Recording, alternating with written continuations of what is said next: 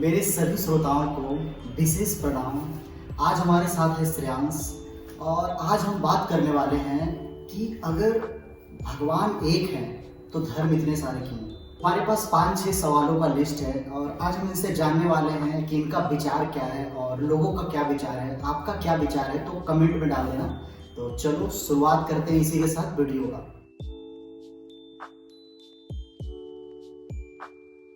तो भाई सभी को सबसे पहले मेरा विशेष प्रणाम। और आज जो भी ये सवाल पूछेंगे मुझसे, मैं अपने दिल से उसका उत्तर देने की कोशिश करूंगा और साथ के साथ कुछ लॉजिकल पॉइंट भी रखूंगा जिससे कि लगे कि हाँ, जो मैं कह रहा हूँ उसके अंदर तथ्य है। बिना तथ्य के उत्तर देना लगता है कि वो बेकार की बात है। बेकार की बातें नहीं होनी चाहिए। किसी भी हम आपको कुछ नॉलेज प्रोवाइड करना चाह रहे हैं, इसलिए हम आपको एक सटीक उत्तर देंगे जिससे भी आप भी अपने आप को सेटिस्फाइड महसूस कर पाओ। चलो तो इसी के साथ वीडियो का शुरुआत करते हैं और लाइक कमेंट सब्सक्राइब कर देना अगर वीडियो अच्छा लगे तो मेरा पहला सवाल ये है श्रेयांश जी कि अगर भगवान एक हैं तो इतने सारे धर्म क्यों हैं। मतलब जितने भी धर्म को बंटवारा किया गया है आज़ादी के बाद या कैसे भी ले लो, तो इतने सारे धर्म क्यों हैं अगर भगवान एक है तो। ये सवाल बहुत आम है, लेकिन इस सवाल पे आने से पहले एक चीज बताना चाहूंगा। धर्म होते दो प्रकार के हैं। एक धर्म वो होता है जो किसी के द्वारा फैलाया जाए, ठीक है, जिसका कोई एक आदमी, जैसे कि गुरु नानक साहब थे, जैसे कि गौतम बुद्ध थे, जैसे कि प्रॉफिट मोहम्मद थे। ये सब ऐसे धर्म हैं जो किसी एक को अपना विचारक मानते हैं और उसके अनुसार अपने सारे चीजों को फॉलो करते हैं। और दूसरा धर्म वो होता है जैसे कि हिंदुइज्म है, जैसे कि सनातन धर्म है, जो मूर्ति पूजन पे विश्वास रखता है। तो इस दो धर्मों के बीच में आपको, इन दो तरीके के धर्मों के बीच में आपको एक डिफरेंस पता होना चाहिए। अब ये जो दो धर्म है इनका अलग अलग रूपरेखा होता है, कैसे ये बढ़ते हैं। जो एक विशेष किसी इंसान के द्वारा उसको एक जागरूकता प्राप्त होती है वो बताई जाती है और वो अपने अनुसार लोगों को बताता है और उसी के हिसाब से वो धर्म आगे फैलना शुरू होता है, ठीक है। और दूसरा धर्म जैसे कि जो सनातन धर्म है उसके अंदर मूर्ति पूजन का एक विशेष प्रावधान है जो कि अनेकों वर्षों से चला आ रहा है। और ये कहा जाता है कि जो मूर्ति के अनुसार जितने भी जो धर्म बने हैं, मतलब जो सनातन धर्म है वो कई हजार करोड़ साल पुराने धर्म है, ठीक है। लेकिन जो किसी के द्वारा शुरू किए गए धर्म है वो एक इंस्पिरेशन होते हैं कि हम एक पॉजिटिव एनर्जी को मानते हैं, एक किसी भगवान को मानते हैं कि एक बिलीव है, वो भगवान है, उसके द्वारा ही सब चीज चल रहा है, ठीक है। तो ये एक बेसिक डिफरेंस हमको पता चल गया।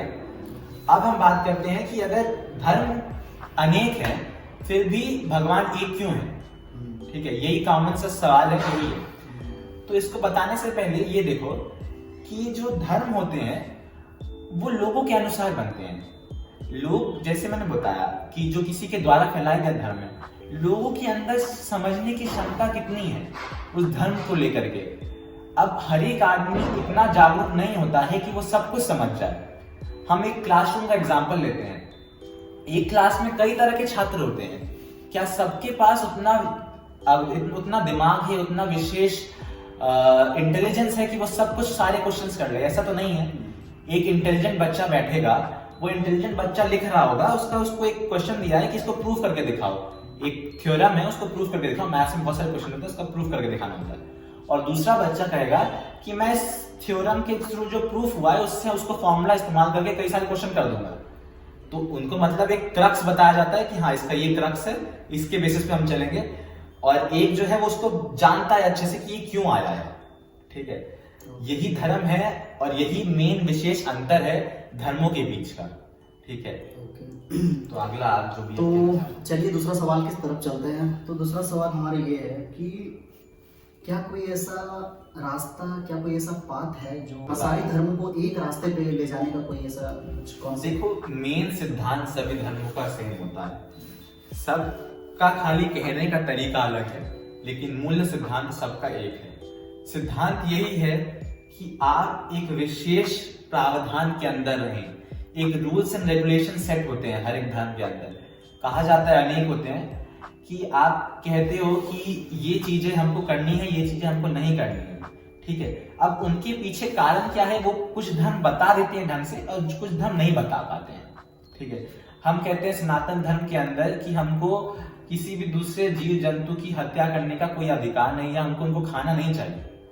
इसका सिंपल सा कारण है कि हम ये मानते हैं कि जितने भी अन्य जीव जंतु हैं वो भी एक ईश्वर की देन है, उनकी कृपा है। ठीक है, अब इस्लाम धर्म में भी यही कहा गया है कि आप अगर खाना है तो आप मीट और क्या कहते हैं, आप सुअर और साथ में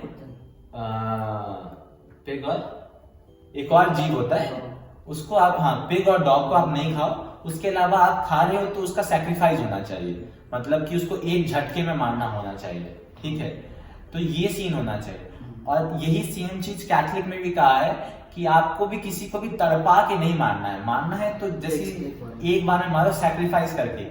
तो कहने का मतलब यही है कि जो धर्म होते हैं वो, उनका कहना ये कि तड़पाना किसी को भी नहीं है, किसी के भी अंदर से ऐसा भाव नहीं निकलना चाहिए कि उसका जो खून है उसको आप खा रहे हो, ये नहीं होना चाहिए। वो एक झटके में मरा है वो बात अलग है, ठीक है, लेकिन मूल यही है कि किसी के अंदर भी पीड़ा नहीं होनी चाहिए उस मृत्यु को लेकर के। मतलब इस चीजों से ये पता चल रहा है कि हाँ, मतलब किसी को नुकसान नहीं, दुख पहुंचाना नहीं है। और दूसरा ये तो यही सिद्धांत है, हर धर्म के अंदर ये सिद्धांत होता है।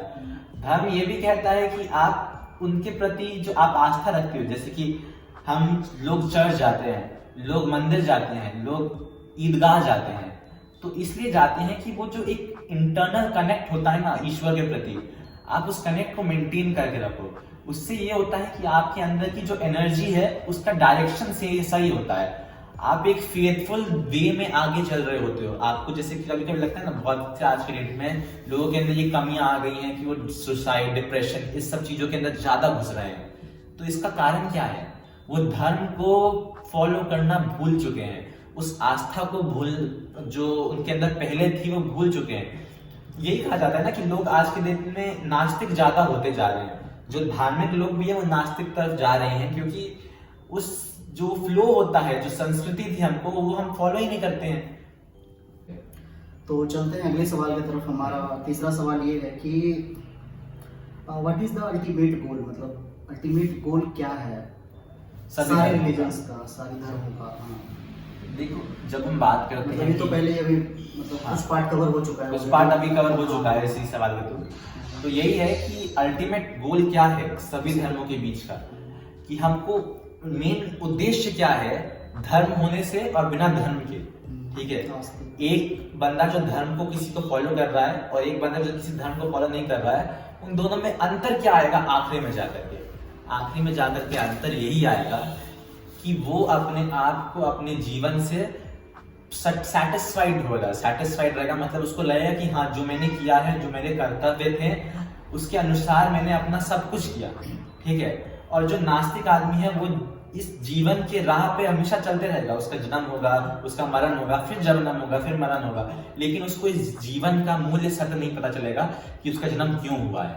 ठीक है, ये क्या कारण है कि वो मनुष्य रूप में या किसी भी रूप में बार बार जन्म ले रहा है। ठीक है, तो जो true reality of human being होता है या किसी भी ऑर्गेनिज्म का होता है कि उसका जन्म क्यों होता है, इस संसार में हम क्यों आए हैं, ये सवाल तो सबके अंदर का आम है ना, कि हमारे पास एक शरीर है, हम उस शरीर से कुछ भी कर सकते हैं, हम चल रहे हैं, कैसे चल रहे हैं, हमारे पास दिमाग है, हम ये सोच रहे हैं, हम ये आगे बढ़ रहे हैं। तो ये लगता है कि इतनी सारी शक्तियां हमारे पास हैं, तो इसका उद्देश्य क्या है, मेरे जन्म का उद्देश्य क्या है? एग्जैक्टली।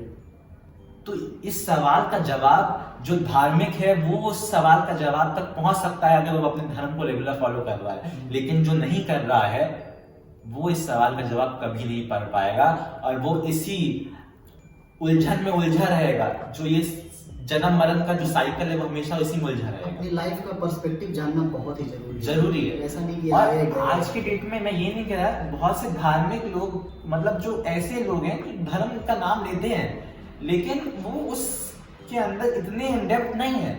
लेकिन यही कहा जाता है कि कलयुग के अंदर एक चीज बहुत खास हुई है। ठीक है, कहते हैं घोर कलयुग आ गया, ये सब हो गया, लेकिन कलयुग के अंदर एक चीज खास ये है कि भगवान सिर्फ आप नाम जपने से भी बुला सकते हो।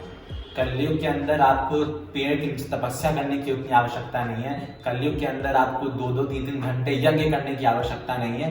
कलयुग के अंदर आपको जो मंदिर में जब आप आस्था लगाते हैं उतना कर लो जितना आप बेसिक कर रहे हो। आप खाली नाम जप लो ना, जैसे हरे कृष्ण हरे राम आप जप रहे हो, आप कुछ भी नाम ले रहे हो, किसी भी ईश्वर का नाम ले रहे हो, खाली उस नाम लेने से ही आप कनेक्ट कर पा सकते हो अपने इनसाइड ईश्वर से। सेटिस्फेक्शन मिलता है। हाँ, तो ताकि पता चले कि आपकी लाइफ हाँ, में क्या क्या करना है, और क्या मूल्य नहीं। उद्देश्य क्या है जीवन का।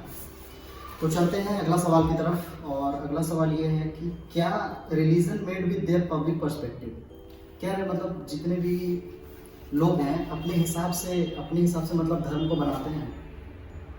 वही बात है। देखिए, मैंने क्या कहा अभी कि जब वो धर्म जितना को डाइजेस्ट लोग- कर पाए उतना हाँ, अपने हिसाब से वो वही आप किस सबको ये नहीं कह सकते कि कोई बच्चा इतना है, कोई बच्चा इतना है, क्या दोनों एक समान है? नहीं है, कभी नहीं है, ठीक है। और ये समान डिफरेंस तब तक नहीं आ सकता जब तक इसके सोचने की क्षमता इसके बराबर ना हो जाए। और हम इस संसार की खूबी यही है कि हर एक इंसान, हर एक जीव जंतु के अंदर अलग अलग खूबियां हैं, अलग अलग विचार हैं। कोई भी इंसान सेम है पर अलग है, समान है पर फिर भी अलग है। तो कुछ खास उसके अंदर है, कुछ खास अपने अंदर है, तो वो समूह बनाते हैं जिस भी तरीके का होता है। अब वैसे ही जिसको, जैसे कि मान लो प्रॉफिट मोहम्मद को जो समझ में आया, उन्होंने अपने धर्म के हिसाब से, उनको जो एनलाइटमेंट मिला, उन्होंने अपने हिसाब से लिख दिया।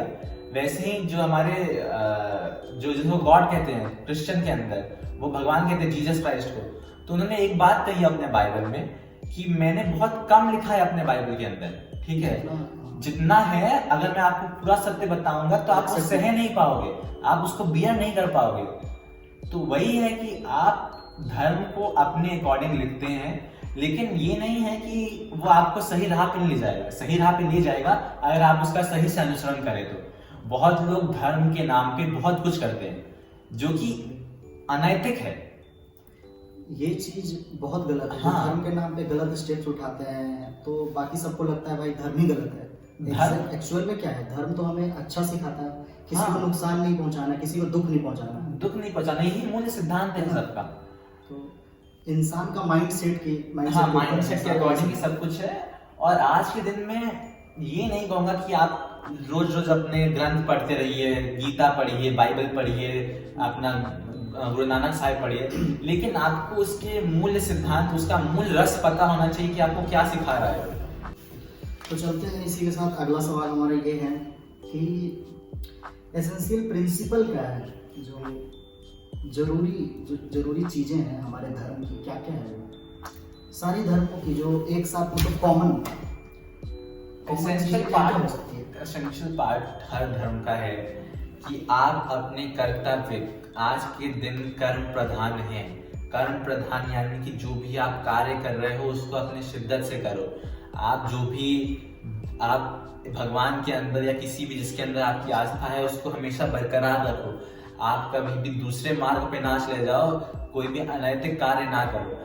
धर्म ग्रंथ या कुछ भी आपको एक सही राह दिखाने के लिए होते हैं। जैसे एक चीज कहा जाता है, हम कुछ भी मंगवाते हैं बाजार से, ठीक है, मान लो आपने कुछ इलेक्ट्रॉनिक आइटम मंगवाया, मैंने लैपटॉप मंगवाया, मैंने ये स्पीकर मंगवाया, ये फोन मंगवाया, कुछ ही मंगवाया, तो उसके साथ एक मैनुअल मिलता है, ठीक है, आपने देखा होगा एक मैनुअल मिलता है कि वो दिखाता है कि आपका यूज केस क्या है, आप इसको कैसे इस्तेमाल करोगे, ठीक है।